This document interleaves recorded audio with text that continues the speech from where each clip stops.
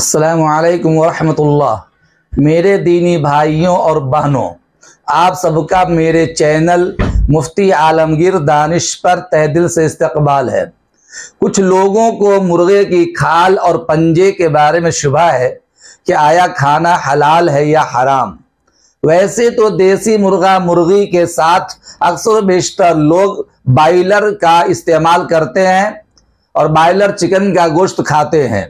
कुछ लोग चिकन की खाल उतरवा देते हैं ये कहकर कि ये खाना सही नहीं है। आज मैं अपनी इस वीडियो में इसी कंफ्यूजन को दूर करना चाहता हूं। आप मुकम्मल वीडियो देखिए दोस्तों और बुजुर्गों। हलाल जानवर की खाल और पाए और पंजे खाना बिलाशुबह जायज और दुरुस्त है, बशर्ते के शरई तरीका पर उसे ज़बह किया गया हो।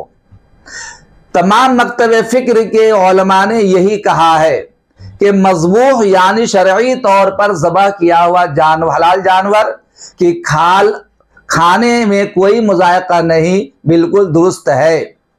अलबत्ता बड़े जानवरों की जो खाल होती है उमूमी तौर पर भैंस है, बकरी है, ऊंट है, तो इन जानवरों की खाल उमूमी तौर पर खाई नहीं जाती है और खाने काबिल भी नहीं होती है।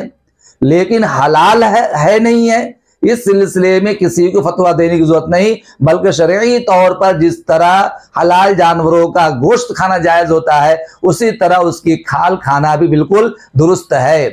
और वैसे भी हलाल जानवरों में जो 7 आज़ा हराम और मकरूह हैं उनमें खाल और पंजे दाखिल नहीं है। लिहाजा खाल और पंजे का इस्तेमाल करना बिल्कुल जायज है। अब अगर आप देसी मुर्गा मुर्गी खाते हैं या बॉयलर चिकन खाते हैं और उसकी खाल नहीं उतरवाते, और बहुत से लोग खाल उतरवाते नहीं हैं ताकि गोश्त का जायका न बिगड़ने पावे, लिहाजा खाल का उतरवाना कोई ज़रूरी नहीं। खाल खाना बिल्कुल जायज़ है, गोश्त की तरह वो भी दुरुस्त है, और जो हराम चीज़ें हैं उनमें इसका शुमार नहीं होता। इसलिए आप शौक से मुर्गा मुर्गी चाहे देसी हो या बॉयलर चिकन हो, गोश्त के साथ उसकी खाल का इस्तेमाल करना चाहे तो कर सकते हैं, इसमें कोई मुज़ायक़ा नहीं। अलबत्ता बड़े जानवरों की खाल चूँकि खाने के काबिल नहीं होती है इसलिए उस लोग उसे नहीं खाते हैं, लेकिन अगर कोई खा ले तो इसमें कोई हरज नहीं। उम्मीद करता हूँ कि मसला आपको अच्छी तरह समझ में आ गया होगा। अस्सलामु अलैकुम वरहमतुल्लाह।